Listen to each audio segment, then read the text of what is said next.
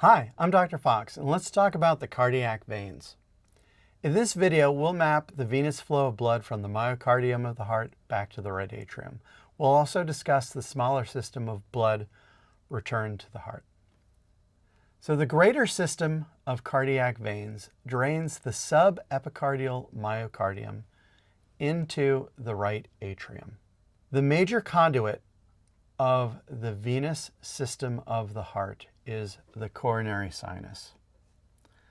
The coronary sinus is found in the coronary sulcus along the posterior aspect of the heart. And all greater system veins, with the exception of anterior cardiac veins, drain into the coronary sinus. So starting with the anterior view of the heart, here, this illustration, pairing with the anterior interventricular branch, or the left anterior descending artery, we have the great cardiac vein. That great cardiac vein is a nice robust vein draining the ventricles and the interventricular septum and feeding into the coronary sinus. We also have, along the inferior margin of the heart, paired with the right marginal vessel, a small cardiac vein. That small cardiac vein is also going to feed into the coronary sinus. Along the posterior interventricular sulcus, pairing with the posterior interventricular branch, or the posterior descending artery, is the middle cardiac vein, which also, as you guessed it, feeds back into the coronary sinus. The only veins that deviate from this particular model are the anterior cardiac veins. Anterior cardiac veins are variable. Typically there are 3 to 5 of these. We can see them on the anterior surface of the heart draining the right ventricle here. And what's unique about these veins is that they bridge over the RCA and drain directly into the right atrium. So anterior cardiac veins drain the right ventricular wall, they bridge over the RCA and drain directly into the right atrium. They do not drain into the coronary sinus. Let's take a look at these cardiac veins on the donor cadaveric heart. Let's start with the anterior cardiac veins.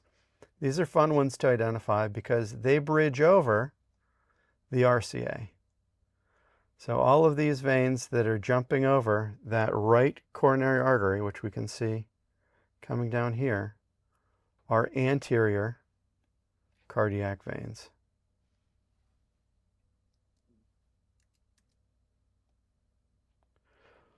While we're here, we can also see the small cardiac vein.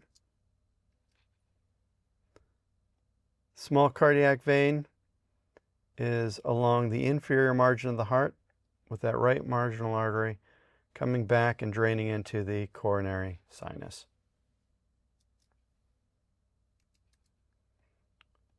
Back to that anterior surface of the heart again.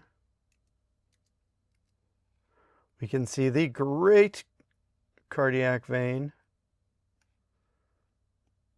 draining up and into the coronary sinus.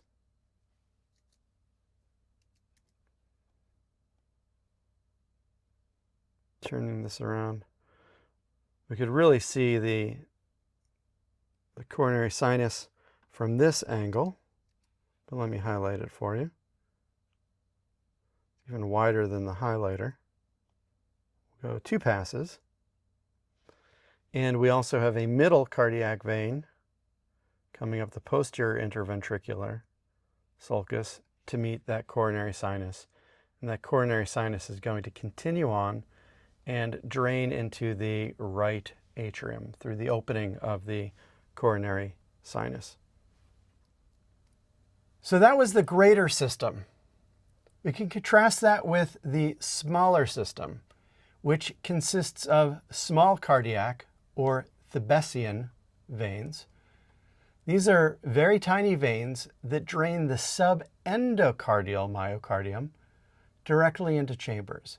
So the greater system drained the subepicardial myocardium. The smaller system drains the subendocardial myocardium directly into chambers. These small cardiac veins, not to be confused with the small cardiac vein of the greater system, I know, terribly well named, are more dense on the right side of the heart, and especially so around the right atrium. They are less dense on the left side of the heart, and especially less dense in the left ventricle. So we've discussed the venous flow of blood from the myocardium back to the right atrium, both the greater and the smaller systems. Thank you so much for your time, and I'll talk to you in the next video.